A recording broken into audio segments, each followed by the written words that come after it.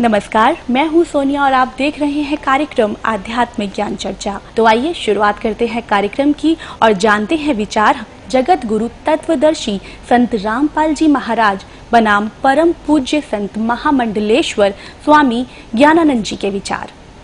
महाराज जी, आपका इष्ट देव कौन है? हमारे इष्ट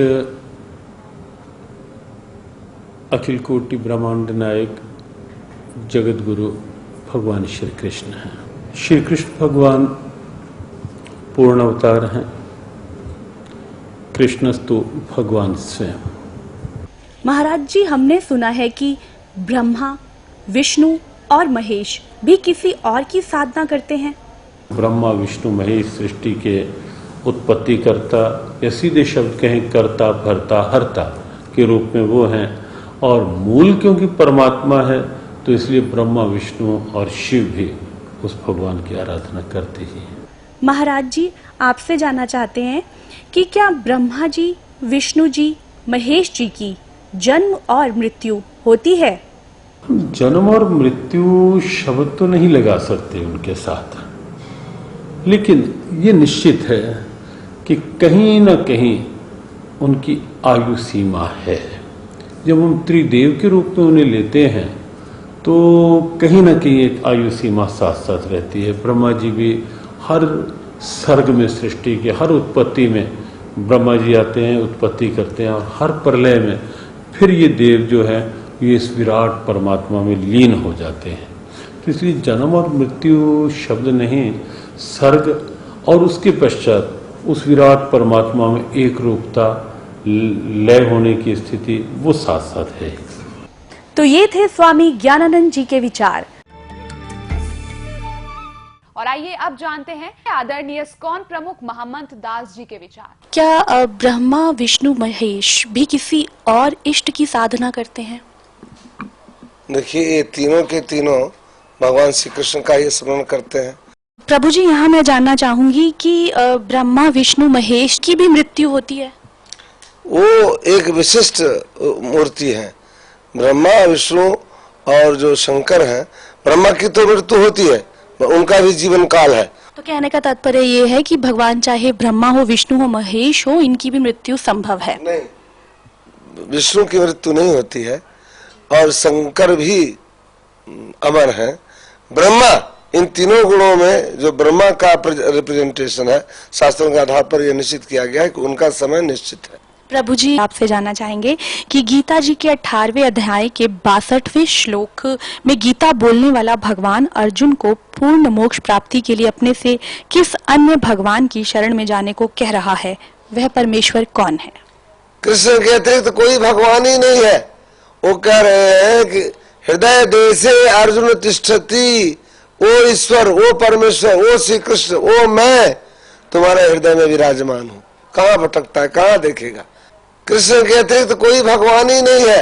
ये थे आदरणीय इस्कॉन प्रमुख महंत दास जी के विचार। और आइए अब जानते हैं जगत गुरु तत्वदर्शी संत रामपाल जी महाराज के विचार।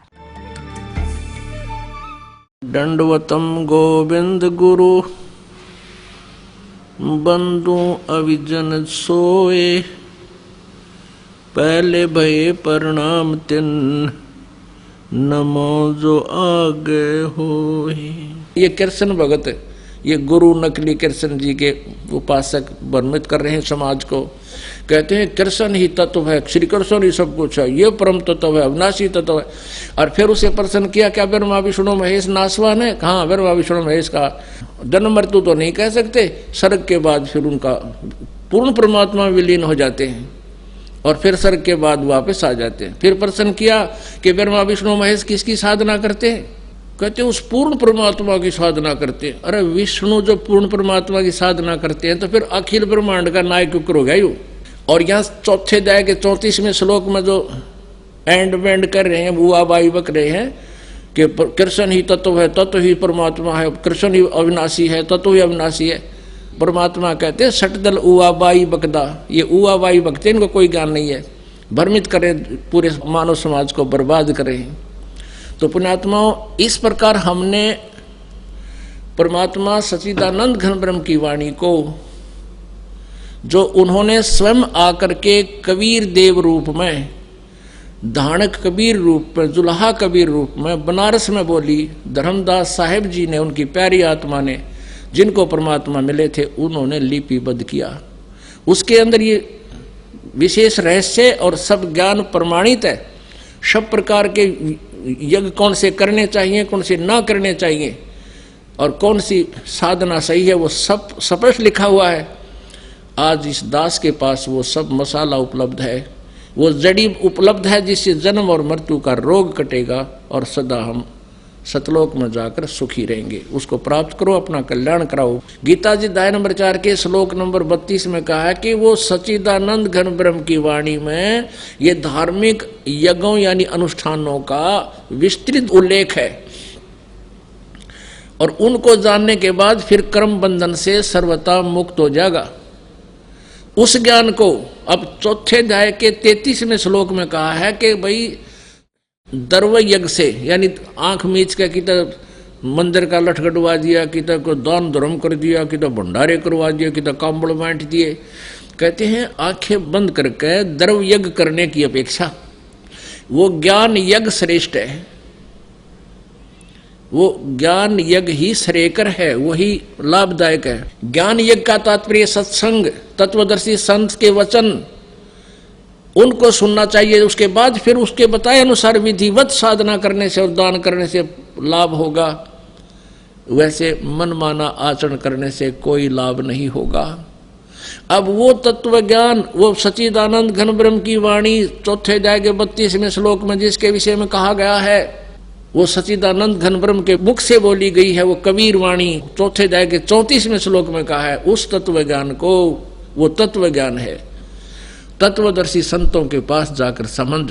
उस तत्व ज्ञान से तो गीता ज्ञानदाता यानी ब्रह्म भी अपरिचित है, वो अल्पज्ञ है, वो कंप्लीट ज्ञान नहीं रखता। नहीं तो 4 बात और लिख दो, जब 18 अध्याय बोले ये भी कह दो ये बात है, उसमें ये ज्ञान है, ऐसा है नहीं, उसको पता नहीं। ये कृष्ण भगत, ये गुरु नकली कृष्ण जी के उपासक भ्रमित कर रहे हैं समाज को। कहते हैं कृष्ण ही तत्व है, तत्व ही भगवान है, भगवान ही सब कुछ है, श्री कृष्ण ही सब कुछ है, ये परम तत्व है, अविनाशी तत्व है। गीता ज्ञान दाता ने गीता जी अध्याय नंबर 4 के श्लोक नंबर 25 से लेकर 31 तक बताया है कि कोई देवताओं की पूजा करता है और कोई यज्ञ करता है, कोई स्वाध्याय ही करता है, कोई तीक्ष्ण अहिंसावादी व्रत करता है, जैसे मुंह पर पट्टी बांध ली, नंगे पांव घूमते हैं। ये सभी साधना करने वाले साधक अपनी अपनी साधनाओं को पाप नाशक मानते हैं, पाप नाशक जानते हैं। यदि उनको ये पता लग जाए ये पाप नाशक नहीं है, ये मोक्षदायक नहीं है, तुरंत त्याग देंगे। लेकिन जो साधना कर रहा है उसको अच्छी मानकर, श्रेष्ठ मानकर ही कर रहा है। श्रीमद् भगवत गीता अध्याय नंबर 4 के श्लोक नंबर 32 में कहा है कि जो साधनाएं अभी मैंने 25 से लेकर 31 तक तुम्हें बताई, इस तरह की साधनाएं यज्ञ यानी धार्मिक अनुष्ठान, यज्ञ माने धार्मिक अनुष्ठान,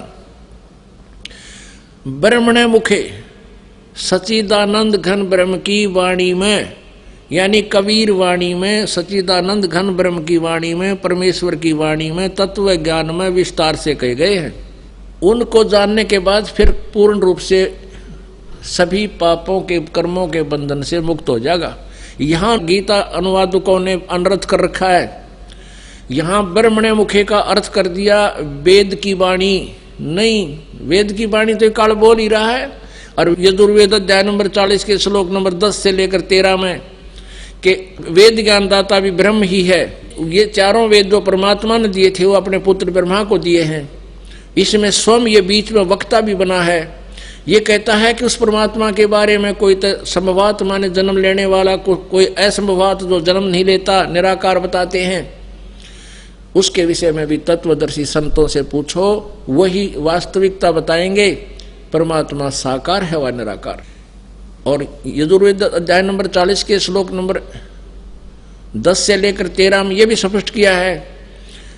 वेद ज्ञानदाता कहता है कि किसी ने अक्षर ज्ञान हो गया वो तो विद्वान कहलाता है, जिसको अक्षर ज्ञान नहीं उसको अविद्वान कह देते हैं। विद्वान और अविद्वान की परिभाषा भी वो तत्वदर्शी संत बताएगा, उससे सुनो।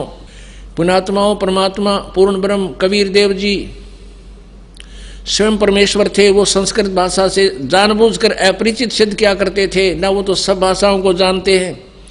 इसलिए उन्होंने ये राज रखा था कि कहीं आने वाले समय में जो अब परमात्मा ने ये खोलना था भेद, ये अज्ञानी ये टांग ना अड़ा दें कि कबीर जी भी शिक्षित थे, इन्होंने वेदों को गीता को पढ़ लिया होगा। नहीं, तो कहने का भाव ये है कि ये कबीर परमेश्वर 600 वर्ष पहले यही ज्ञान दिया करते थे। उन्हीं का दिया हुआ ज्ञान दास आज आपके समक्ष कर रहा है। तो ये ज्ञानी कहा करते थे वो तो अविद्वान है, उसको संस्कृत भाषा नहीं आती, और सारे समाज ने मान लिया था कि कबीर अविद्वान है। वेद कह रहे हैं ये परिभाषा विद्वान और अविद्वान की नहीं होती। एक अक्षर ज्ञान को सीख ले, जैसे किसी ना संस्कृत भाषा आती है वो इंग्लिश में अविद्वान है, वो पंजाबी में अविद्वान है। एक संस्कृत भाषा के जान लेने से विद्वान और अविद्वान नहीं होता। विद्वान वो होता है जो परमात्मा के तत्व ज्ञान से परिचित है, और वो परमेश्वर कबीर जी थे वो विद्वान। तो कहने का भाव ये है कि वेद भी ऑप्शन छोड़ दिया वेदों ने भी कि उस तत्व ज्ञान को तो कोई तत्वदर्शी संत बताएगा। अगर यहाँ कोई कहे, गीता जी अध्याय नंबर 4 के श्लोक नंबर 32 में इन्होंने ब्रह्मणे मुखे का अर्थ वेद की वाणी लिख दिया, पर प्रथम तो ब्रह्म माने वेद नहीं होता। इन्होंने तत्व ज्ञान से अपरिचित होकर के ऐसे अनर्थ किए हैं। ब्रह्म तो समझो परमात्मा है, वेद उसका विधान है। राजा का अर्थ विधान संविधान नहीं किया जा सकता। अगर कोई करता है तो वो उस उल्लेख से परिचित नहीं, उसमें लेखक बताना क्या चाहता है। तो गीता जी अध्याय नंबर 4 के श्लोक नंबर 32 में ब्रह्मणे मुखे का अर्थ इन्होंने अनर्थ कर दिया, वेद की वाणी लिख दिया। यहाँ लिखना था सच्चिदानंद घन ब्रह्म की वाणी, जबकि 17वें अध्याय के 23वें श्लोक में यही ब्रह्मणे शब्द है। ओम तत्सत इति निर्देश है ब्रह्मणे त्रिविध समर्थ है, उसमें ब्रह्मणे का अर्थ वहाँ ठीक किया इन्होंने। सच्चिदानंद घन ब्रह्म के पाने का, सच्चिदानंद घन ब्रह्म का ओम तत्सत, ये 3 मंत्र के जाप का निर्देश है। या त्रिविध समर्थ, ये 3 प्रकार से इसका सेवन होता है। अब यहाँ ओम तो ब्रह्म का, और तत् ये अक्षर ब्रह्म का, और सत ये परम अक्षर ब्रह्म का। यानी तत् और सत ये दोनों सांकेतिक शब्द हैं, ये दास बताओगा। और किसी के पास इस पृथ्वी पर इस 21 ब्रह्मांड में ये ओम तत्सत का वास्तविक ज्ञान नहीं है। ओम तो सीधा ब्रह्म का, तत् ये पर ब्रह्म का, इसको अक्षर पुरुष भी कहते हैं। गीता जी अध्याय नंबर 15 के श्लोक नंबर 16 में क्षर पुरुष और अक्षर पुरुष ये 2 भगवान बताए हैं। और 17वें में कहा कि इन दोनों से अन्य कोई श्रेष्ठ परमात्मा है, वही वास्तव में अविनाशी है, वही पूर्ण परमात्मा है, वो सबका धारण पोषण वही करता है, सबका मालिक, कुल का वो मूल रूप परमात्मा वही है, वो परम अक्षर ब्रह्म है। तो ये ओम तो इस सरपुरुष का यानी ब्रह्म का जाप है, काल का, जो ये स्वयं भी स्वीकार कर रहा गीता जी अध्याय नंबर 8 के श्लोक नंबर 13 में। और तत् और सत, तत् ये परब्रह्म का है, ये गुप्त है, ये दास बताएगा। और सत्य ये भी गुप्त है, ये परम अक्षर ब्रह्म का मंत्र है। इन तीनों को मिलकर इनकी 3 प्रकार से विधि है सिमरण करने की, और इसका जाप करने से वो पूर्ण मोक्ष प्राप्त होता है, जहां जाने के बाद फिर कभी जन्म मृत्यु नहीं होती, वो शाश्वत स्थान प्राप्त होता है। तो उसके लिए ऑप्शन छोड़ दिया कि वो तत्वदर्शी संत बताएंगे। महाराज जी, आपसे यहाँ ये भी जानना चाहेंगे कि गीता जी के अध्याय 4 के श्लोक नंबर 34 में तत्वदर्शी संत से तत्व ज्ञान समझने के लिए कहा है। वह तत्वदर्शी संत कौन है तथा उसकी पहचान क्या है? ये बड़ा गहरा और कुछ जटिल सा प्रश्न है। श्लोक बहुत महत्वपूर्ण है और भगवान श्री कृष्ण की बड़ी सीधी प्रेरणा है इस श्लोक में। तद्विद्धि प्रणिपातेन परिप्रश्नेन सेव्यः उपदेक्ष्यन्ति ते ज्ञानम ज्ञानिनः तत्वदर्शिनः। भगवान ने कहा उस ज्ञान की प्राप्ति के लिए तो तत्वदर्शी महापुरुष का आश्रय ले। एक बात तो ये है कि भगवान कृष्ण सर्वज्ञान संपन्न है। तत्वदर्शी महापुरुष वो हैं जिन्होंने उस तत्व का साक्षात्कार लिया है। तत्व स्वयं परमात्मा है, स्वयं परमात्मा श्री कृष्ण है। श्री कृष्ण ये वाणी बोल रहे हैं। लेकिन फिर भी एक परंपरा का निर्वाह कर रहे हैं कि महापुरुषों के द्वारा ये ज्ञान मिलेगा, गुरु परंपरा से ज्ञान मिलेगा। तो जो तत्वदर्शी की बात है वो बात है कि जो परमात्म तत्व सबके भीतर है, जो चेतन तत्व सबके भीतर है, जिसने उस तत्व से एक रूपता कर ली है, जो केवल जड़ता में नहीं जी रहा, चेतना में जी रहा है, जो केवल बाहर के आकर्षणों में नहीं जी रहा, अंदर उस ईश्वरीय भाव की प्रियता में जी रहा है, वही तत्वदर्शी है। जहां तक पहचान की बात है, पहचान तो जब हम किसी ऐसे महापुरुष के सन्निधि में होंगे तो स्वतः यदि हमारे मन की जिज्ञासा है तो उस महापुरुष का भाव हमें ईश्वरीय भाव की ओर प्रेरित करता हुआ दिखेगा। उस महापुरुष की सन्निधि से हमारे भीतर की बुराइयों का दमन होता दिखेगा, भीतर की अच्छाइयाँ प्रकट होती दिखेंगी और हमें भी लगेगा कि इस महापुरुष की स्थिति, आनंद, सहजता हमें भी उस दिव्यता की ओर, उस तत्व की ओर आकर्षित करती हुई दिखेगी। पहचान तो सन्निधि से स्वतः होने लगती है।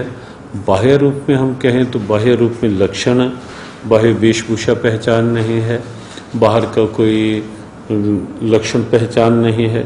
पहचान तो अंदर की अवस्था ही है, जो गीता ने स्थित प्रज्ञ के रूप में कही कि संसार में रह रहा है लेकिन संसार की चाह नहीं है, संसार में रह रहा है लेकिन अनुकूल प्रतिकूल परिस्थितियों में अपने आप को सम रखे हुए है, जो मिल गया जैसा है उसमें संतुष्ट है, प्रसन्न है। ऐसे ढेरों लक्षण गीता ने बताए। तो ये थे स्वामी ज्ञानानंद जी के विचार। और आइए अब जानते हैं जगत गुरु तत्वदर्शी संत रामपाल जी महाराज के विचार। गीता जी अध्याय नंबर 8 के श्लोक नंबर 13 में गीता ज्ञानदाता श्री कृष्ण में प्रवेश करके ये ब्रह्म बोल रहा है, काल बोल रहा है, ये कहता है कि ओम इति एकाक्षरम ब्रह्म व्यवहारन माम अनुसमरण ये प्रयाति तदंदेहम स याति परमाम गतिम। मुझ ब्रह्म का एक अक्षर ओम है, यही मेरा मंत्र है। उच्चारण करके सिमरण करता हुआ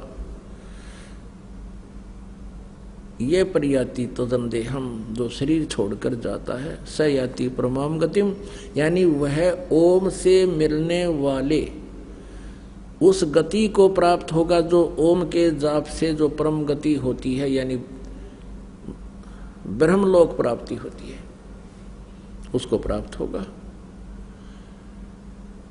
और गीता जी अध्याय नंबर 8 के श्लोक नंबर 16 में स्पष्ट किया है कि ब्रह्मलोक पर्यंत भी ये सभी प्राणी पुनरावर्ती में हैं। वहां गए प्राणी भी जन्म मृत्यु में आते हैं, पुनः अक्षीण होते ही फिर पृथ्वी लोक पर आते हैं। तो ये भी मोक्ष नहीं हुआ, परम कल्याण नहीं हुआ।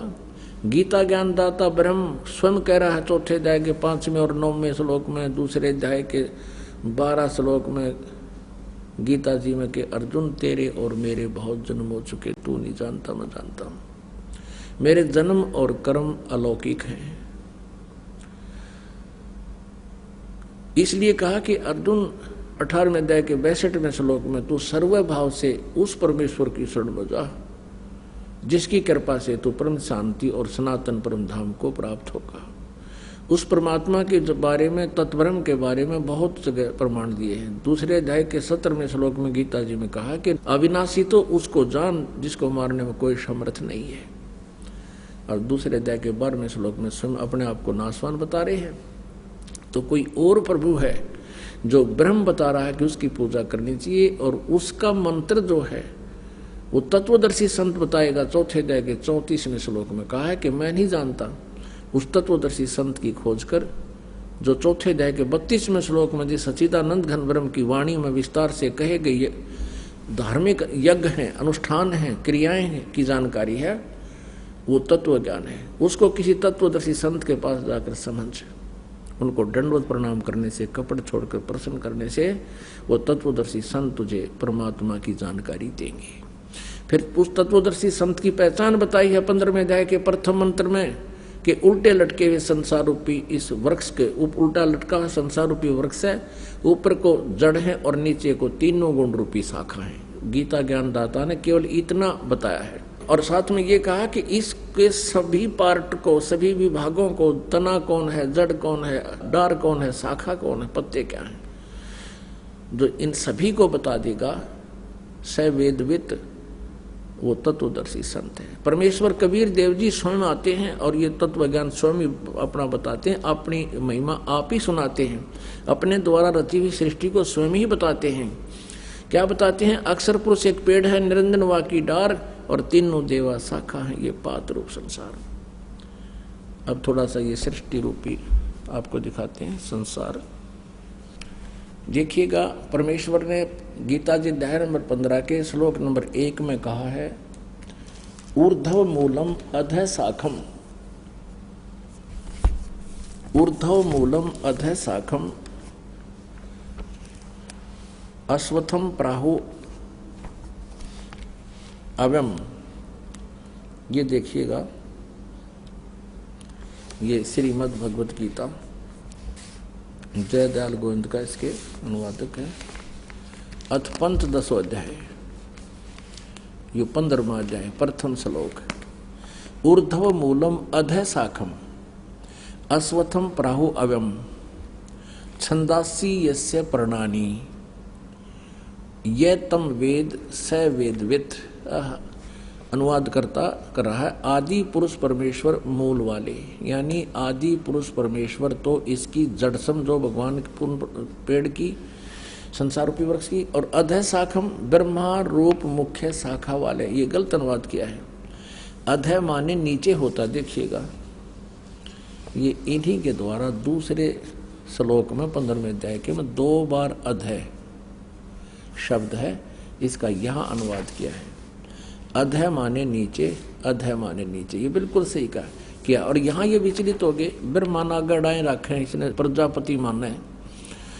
अब क्या है? ऊर्ध्व मूलम, ऊपर को तो जड़ वाला, नीचे को शाखा वाला, अधः शाखम, नीचे को शाखा वाला, और संसार रूपी पीपल के वृक्ष को अविनाशी कहते हैं, वेद जिसके पत्ते कहे गए। ये छंदासी, ये छंदासी का अर्थ वेद कर दिया ना।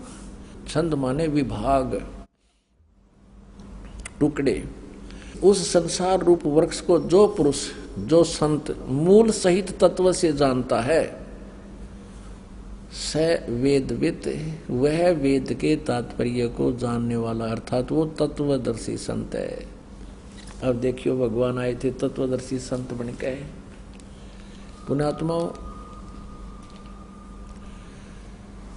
गीता जी अध्याय नंबर 15 के श्लोक नंबर 1 में स्पष्ट कर दिया कि ऊर्ध्व मूलम अधः शाखम प्राहु अश्वत्थम अव्यम और छंदासी यस्य पर्णानि ये तम वेद स वेदवित। अब क्या बताया है कि उस संसार रूपी वृक्ष के ऊपर न तो जड़ तो मूल मालिक है, कुल परमात्मा समझो, जिससे सारे ब्रह्मांडों को आहार मिलता है, वो सबका धारण पोषण करता है, वो परमात्मा तो समझो संसार रूपी वृक्ष की जड़ है। और नीचे को तीनों गुण, रजगुण ब्रह्मा, सतगुण विष्णु, तमगुण शिव जी रूपी शाखाएं हैं। और जो संत इनके सभी पार्ट्स को, सभी विभागों को बता देगा, तना कौन है, मूल कौन है, टार कौन है, और पत्ते कौन, शाखा कौन, सवेदवित, वो तत्वदर्शी संत है। परमेश्वर ने 600 वर्ष पहले बताया था। देखिएगा, ये अब संसार रूपी वृक्ष का चित्र।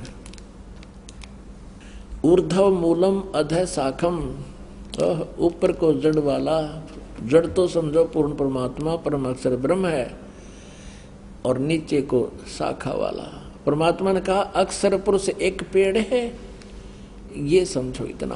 पृथ्वी से बाहर जो दिखाई देता है उसको पेड़ कहते हैं। ये अक्षर पुरुष तना है, ये तो अक्षर पुरुष है। जिसे गीता जी अध्याय नंबर 15 के श्लोक नंबर 16 और 17 में 3 पुरुष बताए हैं, एक अक्षर पुरुष, एक ये सर पुरुष यानी ज्योति निरंजन डार, और एक परम अक्षर ब्रह्म है, उत्तम पुरुषत्वन्य, ये जड़ है, ये परम अक्षर ब्रह्म है, ये मूल मालिक है, पूर्ण परमात्मा, आदि पुरुष परमेश्वर। तो इस संसार रूपी वृक्ष की जड़ समझो। तो क्या बताया परमात्मा ने कि अक्षर पुरुष एक पेड़ है और ज्योत निरंजन हुआ की डार, इसको सरपुरुष भी कहते हैं, ब्रह्म भी कहते हैं, इसको काल भी कहते हैं। इसको डार समझो, सरपुरुष सरब्रह्म अर्थात सरपुरुष, इसको काल ब्रह्म भी कहते हैं, इसको सरपुरुष भी कहते हैं। ये अक्षर पुरुष कहलाता है। और तीनों देवा शाखा है, बाई पात रूप संसार। परमेश्वर ने 15वें अध्याय को गीता जी को इस एक ही अपनी अमृतवाणी के एक ही लोकोक्ति में, एक ही दोहे में स्पष्ट कर दिया है। कबीर अक्षर पुरुष एक पेड़ है, निरंजन वाकी डारे, तीनों देवा शाखा है, पाते रूप संसार। अब ये इतना बताया कि अक्षर पुरुष एक पेड़ है, निरंजन ये काल समझो, ये एक इसकी एक डार है, और इसके 3 पुत्र, ये 3 शाखाएं हैं, रजगुण ब्रह्मा सतगुण विष्णु तमगुण शिव जी, और आप जी यहाँ पर हैं, हम यहाँ पर हैं आगे। अब ध्यान करना, हम यहाँ पर हैं आगे।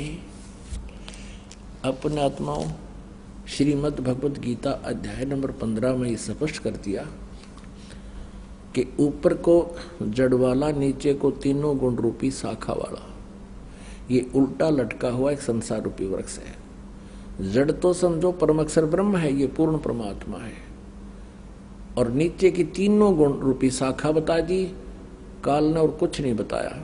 ऊपर न जड़ है ऊर्ध्वमूलम, और नीचे को तीनों गुण रूपी शाखा है। ये देखिएगा, यही श्रीमद् भगवत गीता, फिर देखिएगा। ये आप पढ़ रहे हैं, अभी आपने 15वें अध्याय का प्रथम मंत्र पढ़ लिया।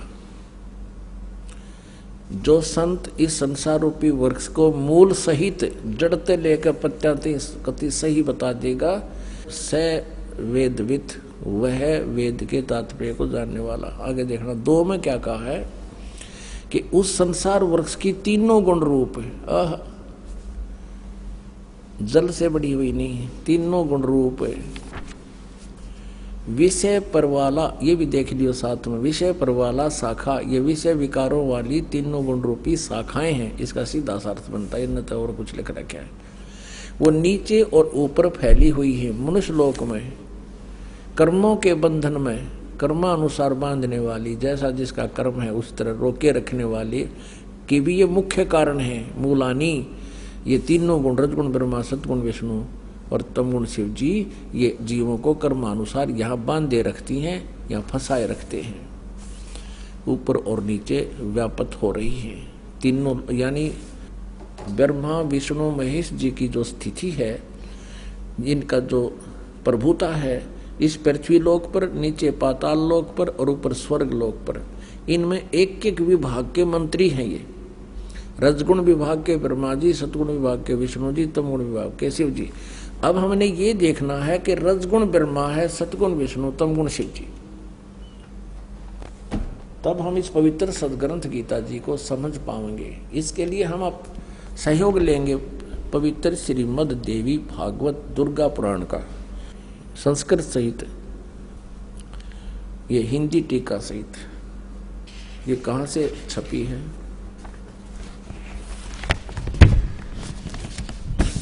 अथ देवी भागवतम सभाष्टीकम सहमात्यम, खेमराज श्रीकर संदास प्रकाशन, बंबई से। हम आते हैं तीसरे स्कंद में। ये है अथ श्रीमद् देवी भागवते भाषा टीका युक्ते, तृतीय स्कंद है प्रारंभते। अब आज के यहाँ पर अब इसके 5वें अध्याय में 11 पृष्ठ पे तृतीय स्कंद अध्याय 5 के और 8वें मंत्र को पढ़ेंगे। 7वां यहाँ समाप्त हुआ, 8वां है ये स्टार्ट हुआ। भगवान शंकर कहते हैं, हे माते दुर्गा को, यदि हमारे ऊपर सदा आप दया युक्त हो तो हमको तमोगुण में, शंकर जी करे मुझे तमोगुण क्यों बना दिया, किस प्रकार प्रदान किया, ब्रह्मा रजोगुण और हरि सतगुण युक्त क्यों किए हैं। अब फिर अभी संस्कृत और देख लेंगे हम, क्योंकि देवनागरी लिपि है, आसानी तो समझ में आ जाएगी। यहाँ 7वां श्लोक समाप्त हुआ, 8वां प्रारंभ हुआ। यदि दया धर्मना न सदाम्बिके, यदि आप हमारे ऊपर दया युक्त हो तो हे अंबिके, हे माता, कथम अहम विहिता च, मैं क्यों उत्पन्न कर दिया, मैं क्यों बना दिया, क्यों उत्पन्न कर दिया तमोगुण, मैं तमोगुण क्यों उत्पन्न कर दिया। और कमल जय, कमल से उत्पन्न होने वाले ब्रह्मा जी को रजोगुण संभव, आपने रजोगुण क्यों बना दिया, क्यों उत्पन्न संभव उत्पन्न करना। और सुविहिता के मुँह सतोगुण हरि और विष्णु जी को आपने सतोगुण क्यों बना दिया। इति सिद्धम रजगुण ब्रह्मा सतगुण विष्णु तम गुण शिव जी। फिर देखिएगा शिव पुराण गीता प्रेस गोरखपुर से प्रकाशित है। इसके 110 पृष्ठ पर आपको दिखाते हैं। इसके संपादक हनुमान प्रसाद पोदार ओनली। इसमें स्पष्ट किया है कि ब्रह्मा विष्णु महेश में गुण है। ये है पृष्ठ 110 संक्षिप्त शिव पुराण 9वां अध्याय रुद्र संहिता 9वां अध्याय। इस प्रकार ब्रह्मा विष्णु तथा रुद्र इन 3 देवताओं में गुण है। रजगुण ब्रह्मा है, सतगुण विष्णु, तमगुण शिव जी। रुद्र यानी महेश भी कहते हैं इसको। और परंतु शिव, ये काल खुद शिव रूप में प्रकट हो जाता है, कभी ब्रह्मा रूप में हो जाता है, परंतु शिव गुणातीत माने गए। यानी काल जो है ब्रह्मा विष्णु महेश और शिव से अलग है। अभी भी आपको दिखाया था, अब फिर थोड़ा दिखाना पड़ेगा। वही प्रकरण है कि एक बार ब्रह्मा विष्णु महेश का आपस में झगड़ा हो गया और इस बात पर मैं तेरा बाप, विष्णु कहता मैं तेरे बाप, ब्रह्मा जी कहते मैं तेरा बाप। इनके बीच में स्तंभ खड़ा कर दिया। ये 24 पृष्ठ पर संक्षिप्त शिव पुराण में और विद्वेश्वर संहिता में। तो यहाँ इन दोनों का झगड़ा हुआ तो वो काल आ गया बीच में। फिर वो कहता है, ब्रह्मा और विष्णु ने पूछा, प्रभु सृष्टि आदि 5 कर्तव्यों के लक्षण क्या क्या है, ये हम दोनों को बताइए। भगवान शिव बोले, ये काल बोला इनका बाप पिताजी। अब देखिएगा 26 पृष्ठ पे हम थोड़ा सा कंसेप्ट क्लियर करेंगे कि शंका ना रह जाए। 26 पृष्ठ पे नीचे आइएगा। यो काल बोला, पुत्रों तुम दोनों ने तपस्या करके प्रसन्न हुए मुझ परमेश्वर से सृष्टि और स्थिति नामक 2 कृत प्राप्त किए। और इसी प्रकार मेरी विभूति स्वरूप रुद्र और महेश ने, एक मैं नहीं है, ने 2 अन्य उत्तम कृत संहार और तिरोभाव मुझसे प्राप्त किए। इससे सिद्ध हो गया कि ब्रह्मा विष्णु महेश से अलग है ये शिव पुराण बोलने वाला। तो ये सिद्ध हो गया कि रजगुण ब्रह्मा है, सतगुण विष्णु, तमगुण शिव जी। और बताते हैं, क्योंकि जब तक हम एक कंसेप्ट को क्लियर करके आगे नहीं चलेंगे तो आपका सत्संग सुनना या सुनना बराबर रहेगा। और एक बार इसको ढंग से सुन लोगे फिर सदा का सुख हो जाएगा। अब देखिए एक और बताते हैं देवी भागवत में, फिर 123 पृष्ठ पे। ये गीता प्रेस के रूप से प्रकाशित है और इसके अनुवादक कौन है? हनुमान प्रसाद पोदार चमनलाल गोस्वामी। ये गीता प्रेस गोरखपुर से प्रकाशित है। इसके 123 पृष्ठ पर देखिए, 3रे स्कंद में, 3रा स्कंद, तुम शुद्ध स्वरूपा हो। भगवान विष्णु कह रहे तुम शुद्ध स्वरूपा हो, ये सारा संसार तुम्हें से उद्भासित हो रहा है। मैं ब्रह्मा और शंकर हम सभी तुम्हारी कृपा से विद्यमान हैं। हमारा आविर्भाव मन जन्म और तिरोभाव बिन मृत्यु हुआ करता है। केवल तुम ही नित हो, जगत जननी हो, प्रकृति और सनातनी देवी हो। स्पष्ट है, विष्णु जी स्वयं कह रहे हैं हमारा तो जन्म और मृत्यु होता है, हम अविनाशी नहीं हैं और तू हमारी माता है। शंकर भगवान बोले, देवी यदि महाभाग विष्णु तुम्ही से प्रकट हुए हैं तो उनके बाद उत्पन्न होने वाले ब्रह्मा भी तुम्हारे ही बालक हुए। फिर मैं तमोगुणी लीला करने वाला शंकर क्या तुम्हारी संतान नहीं हुआ? अर्थात मुझे भी उत्पन्न करने वाली तुम ही हो शिवे। संपूर्ण संसार की सृष्टि करने में तुम बड़ी चतुर हो। इस संसार की सृष्टि, स्थिति और संहार में तुम्हारे गुण सदा समर्थ हैं। उन्हीं तीनों गुणों से उत्पन्न रजगुण ब्रह्मा, सतगुण विष्णु, तमगुण शंकर नियमानुसार कार्य में तत्पर रहते हैं। इन तीनों गुणों से उत्पन्न अपनात्माओं, इस पवित्र पुराण के इन चंद पंक्तियों ने, इस पवित्र देवी पुराण की चंद पंक्तियों ने ये 4 कंसेप्ट क्लियर कर दिए। एक तो ब्रह्मा विष्णु महेश नासवान हैं, ये अजर व अमर नहीं है। दूसरा ये कर दिया कि दुर्गा इनकी माता है। तीसरा ये कर दिया कि ये रजगुण ब्रह्मा, सतगुण विष्णु, तमगुण शिव जी। और चौथा ये कर दिया कि केवल जैसा जिसका कर्म है उतना ही दे सकते, ये कोई परिवर्तन नहीं कर सकते। अब हमने इसको समझने के लिए गीता जी को सबसे पहले ये कंसेप्ट क्लियर होना चाहिए कि रजगुण ब्रह्मा है, सतगुण विष्णु, तमगुण शिव जी। तब ये, क्योंकि गीता जी चारों वेदों के संक्षिप्त वर्णन है इसमें और कोड वर्डों में है, इसको तत्वदर्शी संत बताओगा। ये गीता ज्ञानदाता स्वयं कह चुका है। अब देखिएगा मार्कंडेय पुराण में, मार्कंडेय पुराण सचित्र मोटा टाइप, गीता प्रेस गोरखपुर से प्रकाशित है। इसके 123 पृष्ठ पर देखिएगा। इस प्रकार स्वयंभू परमात्मा की 3 अवस्थाएं हैं। रजगुण प्रधान ब्रह्मा, तमोगुण प्रधान रुद्र, सत्व प्रधान विश्वपालक विष्णु है। और यही 3 देवता हैं और यही 3 गुण हैं।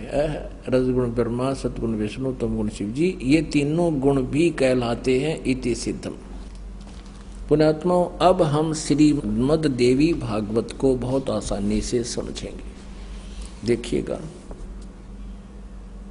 ये श्रीमद् देवी भागवत जयदाल गोविंद का इसके अनुवादक हैं, गीता प्रेस गोरखपुर से प्रकाशित है। ये 15वें अध्याय का, हम 15 अध्याय का प्रथम मंत्र हमने पढ़ लिया। और दूसरा ये है कि इस संसार की तीनों गुण रूप, रजगुण ब्रह्मा, सतगुण विष्णु, तमगुण शिव जी रूप, ये शाखाएं हैं।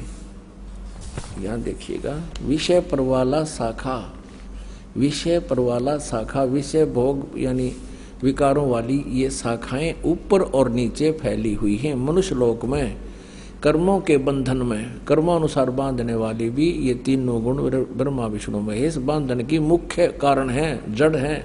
जो कारण बीमारी की जड़ ये है, और नीचे और ऊपर फैली हुई है। सभी लोकों में नहीं, केवल 3 लोकों में, ऊपर और नीचे। तीसरे में कहा है, इस संसार वृक्ष का स्वरूप जैसा कहा है वैसा यहाँ विचार काल में नहीं पाया जाता। विचार काल माने गीता ज्ञानदाता कहता है, इस संसार रूपी वृक्ष के बारे में मुझे जो जानकारी है वह पूर्ण नहीं है।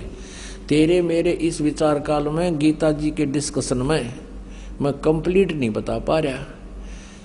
इस संसार रूपी वृक्ष का स्वरूप अर्थात ब्रह्मांड की सृष्टि रचना के बारे में जैसा कहा है वैसा यहाँ विचार काल में यानी गीता जी के ज्ञान में नहीं पाया जाता, क्योंकि न तो इसका आदि है, मुझे इसका आदि और अंत का पता नहीं है, और न इसकी अच्छी तरह प्रकाशित थी है, क्योंकि मैं नहीं जानता।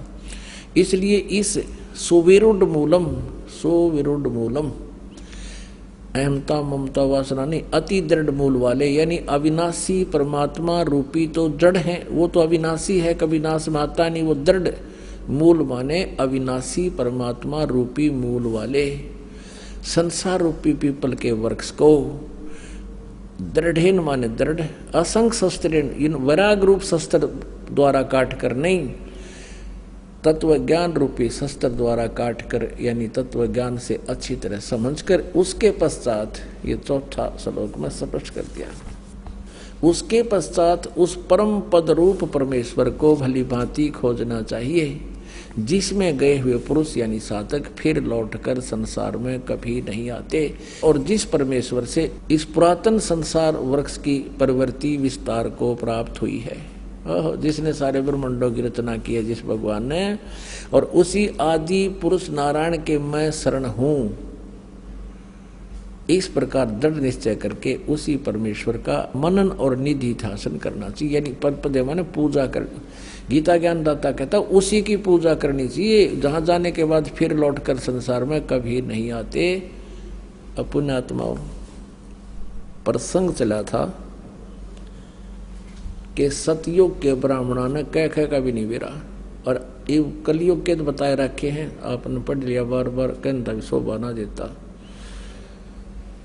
और सतयुग के ब्राह्मणों की ये स्थिति है कि वो दुर्गा की पूजा करते थे, वेद के पूर्ण विद्वान माने जाते थे।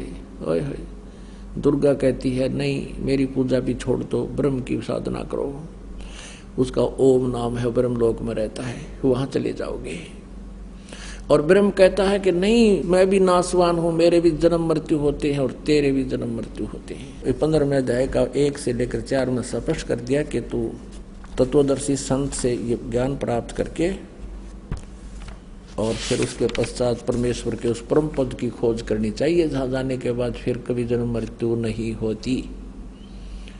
अब देखो गीता जी अध्याय नंबर 4 का श्लोक नंबर 5 और 9 दिखाते हैं आपको।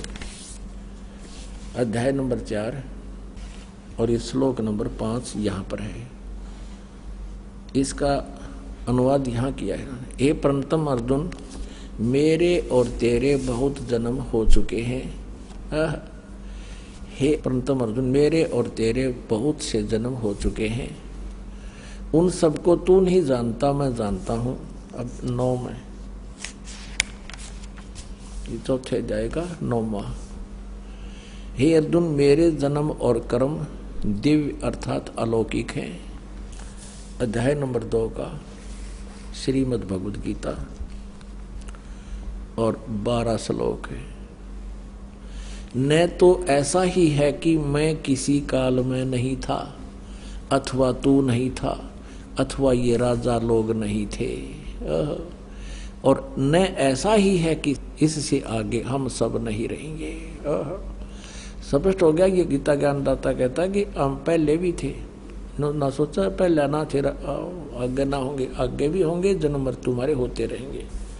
अब 17वें श्लोक में, दूसरे अध्याय का 17वां श्लोक देखिएगा। इसमें कहा कि नाश रहित तो उसको जान, जिससे ये संपूर्ण जगत दृश्य वर्ग व्याप्त है, इस अविनाशी का विनाश करने में कोई भी समर्थ नहीं है। और 18वें अध्याय के 62वें श्लोक में इसीलिए कहा कि अर्जुन तू सर्वभाव से उस परमेश्वर की शरण में जा।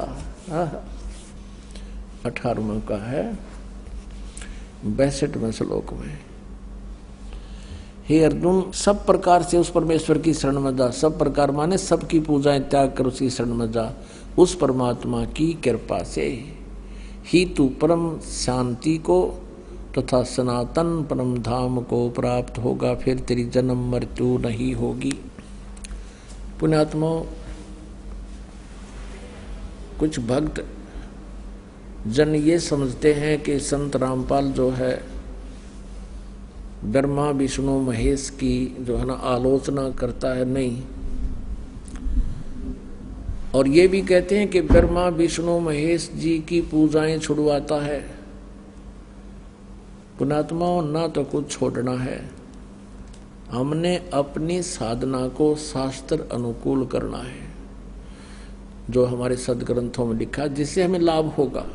जैसे संसार रूपी एक वृक्ष है, अभी आपने देखा, और पुण्यात्मा आप जी ने कोई आम का पेड़ बोना है, आप जी ने कोई भक्ति कर्म करना है, आम का पौधा बीजना है, तो कैसे बीजोगे? उसको जड़ की तरफ से गमले में तो पौधा बनाओगे और फिर मिट्टी में भी गड्ढा खोद कर जड़ की तरफ से लगाओगे, और फिर जड़ की सिंचाई करोगे, मूल की, जड़ों की। तो जड़ की यानी मूल की सिंचाई करने से संसार रूपी ये पौधा बड़ा होगा और फिर टहनिया के फल होंगे, लगेंगे। परमात्मा कहते हैं अक्षर पुरुष एक पेड़ है, निरंजन वा की डार, और तीनों देवा शाखा हैं, ये पात रूप संसार। अब देखिएगा, सीधा बीजा हुआ लगाया हुआ भक्ति रूपी पौधा, ये है एक पौधे को बीजने का प्रॉपर वे, सुचारू विधि ये है। नीचे को जड़ है, जड़ को मिट्टी में या गमले में पौधा बनाया है, फिर इसको गड्ढा खोद कर मिट्टी में डाला जाए और फिर जड़ की पूजा करे। फिर इससे क्या होगा कि ये सब टहनियां बढ़ जाएंगी, ये देवता। आहा। और हम क्या कर रहे हैं, हम उल्टा कर रहे हैं। हमने ब्रह्मा विष्णु महेश यानी टहनियों की तब पूजा शुरू कर दी और जड़ की पूजा छोड़ दी। हमने साधना शास्त्र विरुद्ध शुरू कर रखी है। और परमात्मा यही कहा करते, ये दास भी यही कहता है, परमेश्वर कहा करते थे कि इसको ऐसे कर लो। एक कै साध्य सब सदे है, सब साध्य सब जावे। सब साधन थे सारा नष्ट हो गए थे, पौधा उगना ही नहीं, लगना ही नहीं। एक कै साध्य सब सदे, एक की साधना करने से सारा पौधा प्रफुल्लित हो जाएगा। और सब साध्य सब जावे, माली यानी समझदार व्यक्ति जो सही प्रोसीजर से परिचित है। माली सिंचे मूल को हो, वो फल फूल गोए। कितने सिंपल वे में बताया परमात्मा ने कि एक के साथ सब सद है, यानी पूरा काम हो जाएगा एक मूल भगवान की पूजा करने से। और सब साध्य सब जावे, ये तो नाश कर दिया भक्ति का। हम ऐसा कर रहे हैं, सचमुच ऐसी साधनाएं कर रहे हैं, गीता और वेदों के अनुसार ना करके मनमुखी साधनाएं कर रहे हैं। ये कृष्ण भगत, ये गुरु नकली कृष्ण जी के उपासक भ्रमित कर रहे हैं समाज को। कहते हैं कृष्ण ही तत्व है, श्री कृष्ण ही सब कुछ है, ये परम तत्व है, अविनाशी तत्व है। और फिर उसे प्रश्न किया, क्या ब्रह्मा विष्णु महेश नासवान है? कहाँ ब्रह्मा विष्णु महेश का जन्म मृत्यु तो नहीं कह सकते। स्वर्ग के बाद फिर उनका पूर्ण परमात्मा विलीन हो जाते हैं और फिर स्वर्ग के बाद वापस आ जाते हैं। फिर प्रश्न किया कि ब्रह्मा विष्णु महेश किसकी साधना करते हैं? कहते उस पूर्ण परमात्मा की साधना करते हैं। अरे विष्णु जो पूर्ण परमात्मा की साधना करते हैं तो फिर अखिल ब्रह्मांड का नायक हो गया यू। और यहाँ चौथे अध्याय के 34वें श्लोक में जो एंड वेंड कर रहे हैं, बुआ बाई बक रहे हैं कि कृष्ण ही तत्व है, तत्व ही परमात्मा है, कृष्ण ही अविनाशी है, तत्व ही अविनाशी है। परमात्मा कहते हैं सटदल उआ बाई बकदा, ये उआ बाई बकते इनको कोई ज्ञान नहीं है, भ्रमित करें, पूरे मानव समाज को बर्बाद करें। निरंजन धन तेरा दरबार, निरंजन धन तेरा दरबार, जहाँ पर तनिक ना न्याय विचार। वैसा उड़ मुल मुल खासा, गल मोतियों के आर। वैसा उड़ मुल मुल खासा, गल मोतियों के आर। पतिव्रता को मिले न खादी, ये सूखा नरस आहार। निरंजन धन तेरा दरबार, निरंजन धन तेरा दरबार, जहाँ पर तनिक ना न्याय विचार। पाखंडी की पूजा जग में, संत को कहें लबाड़। पाखंडी की पूजा जग में, संत को कहें लबाड़। अज्ञानी को परम विवेकी, ज्ञानी को मूढ़ गंवार। निरंजन धन तेरा दरबार, निरंजन धन तेरा दरबार, जहाँ पर तनिक न न्याय विचार। कह कबीर सुनो भाई साधो, यहाँ सब उल्टा व्यवहार। कहे कबीर सुनो भाई साधो, यहाँ सब उल्टा व्यवहार। सच्चों को तो ये झूठा बतावें, इन झूठों का एतबार। निरंजन धन तेरा दरबार, निरंजन धन तेरा दरबार, जहाँ पर तनिक ना न्याय विचार।